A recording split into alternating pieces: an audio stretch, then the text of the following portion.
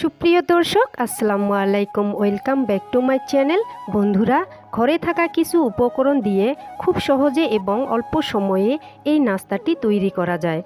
আলু এবং একটা ডিম দিয়ে এত মজাদার নাস্তাটি তৈরি করে বিকালে চায়ের সাথেও দিতে পারেন, আবার চাইলে বাচ্চাদের টিফিন হিসাবেও দিতে পারেন। বাই দ্য ওয়ে, আমি সাবিনা, আপনারা দেখছেন সাবিনাস কিচেন। তো ফ্রেন্ডস, এখানে আমি 2 কাপ ময়দা নিয়ে নিলাম, আর দিয়ে দিলাম পরিমাণ মতো লবণ, আর দিয়ে দিলাম সাদা তেল। এগুলো আমি খুব সুন্দর করে হাত দিয়ে মেখে নেব। ভালো করে মেখে নেব যতক্ষণ পর্যন্ত না এভাবে দলা পাকিলে দলা পেকে যায়। তো মাখানো শেষ। এখন আমি একটু একটু করে জল দিয়ে একটা ডো তৈরি করে নেব।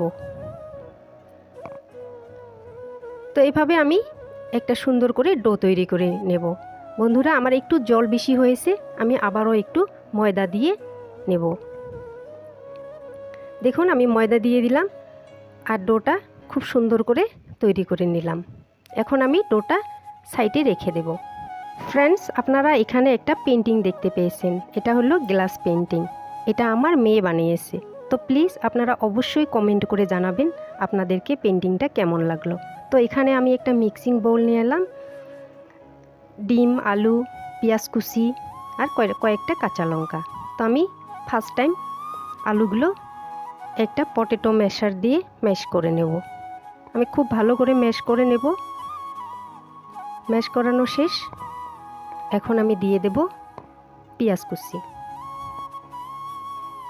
পেঁয়াজ কুচি দেওয়ার পর আমি কাঁচা লঙ্কাগুলো দিয়ে দেব। তো কাঁচা লঙ্কাগুলো আমি কেটে দিয়ে দেব। তারপর আমি ডিমটা গ্রেট করে দিয়ে দেব। আপনারা চাইলে ডিমটা এমনিও ভেঙে দিতে পারেন, তো আমি গ্রেট করে দিলাম। এখন আমি দিয়ে দেব পরিমাণ মতো লবণ। আপনারা আপনাদের স্বাদ মতো দিয়ে দিবেন। তারপর দিয়ে দেব সরিষার তেল, আর দিয়ে দেব চাট মশলা। তো আপনারা চাইলে ধনের পাতাও দিতে পারেন, তো আমার হাতের কাছে নেই তাই আমি দিলাম না। তো এইগুলো আমি সাইডে রেখে দেব।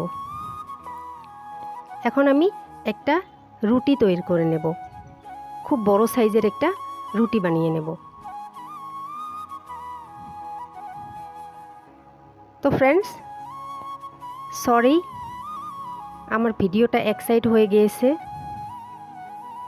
তো আপনারা কিছু মনে করবেন না। আপনারা এভাবে একটা খুব বড় সাইজের রুটি বানিয়ে নেবেন। দেখুন,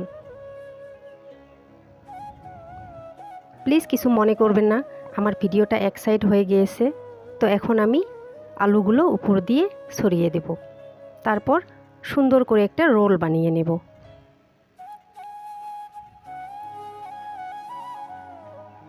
রোল বানানোর পর আমি একটু ময়দা ছড়িয়ে কেটে নেব। দেখুন, আমি নাস্তাগুলো যেরকম সাইজের বানাবো আমি সেরকম সাইজে কেটে নিলাম। তো আমি এভাবে সবগুলো নাস্তা বানিয়ে নেব। তো আপনারাও এভাবে বানিয়ে নেবেন। বন্ধুরা, আপনারা অবশ্যই এই নাস্তাটি বাড়িতে একবার ট্রাই করবেন। খেতে দারুণ লাগে, আর বাচ্চাদের তো খুবই পছন্দ। তো আমার নাস্তা বানানো শেষ। সবগুলো আমি একটা ট্রেতে তুলে নেব। এখন ভাজার পালা। তো এখানে আমি একটা ফ্রাইং প্যান বসিয়ে দিলাম, আর দিয়ে দিলাম 2 কাপ সাদা তেল। তেল গরম হয়ে গিয়েছে। একে একে আমি নাস্তাগুলো দিয়ে দেব। তো আমি সবগুলো নাস্তা এভাবে দিয়ে দিলাম। দেওয়ার পর আমি একটু উল্টো পাল্টে নাস্তাগুলো ব্রাউন করে ভেজে নেব।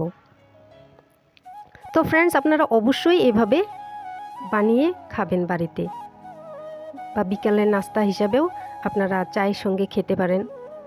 তো অবশ্যই আপনারা বাড়িতে বানাবেন আর আমাকে কমেন্ট করে জানাবেন। তো দেখুন, আমি এভাবে উল্টো পাল্টে ব্রাউন করে ভেজে নেব। এখন সার্ভিং করে দেখাবো। দেখুন কত সুন্দর হয়েছে, কত লোভনীয় হয়েছে। সো ফ্রেন্ডস, পরের দিন আবার দেখা হবে অন্য কোনো নতুন রেসিপি নিয়ে। ভালো থাকবেন, সুস্থ থাকবেন, সাবধানে থাকবেন, আর আমার চ্যানেলটিকে যেতে যেতে সাবস্ক্রাইব করে যাবেন। আল্লাহ হাফেজ।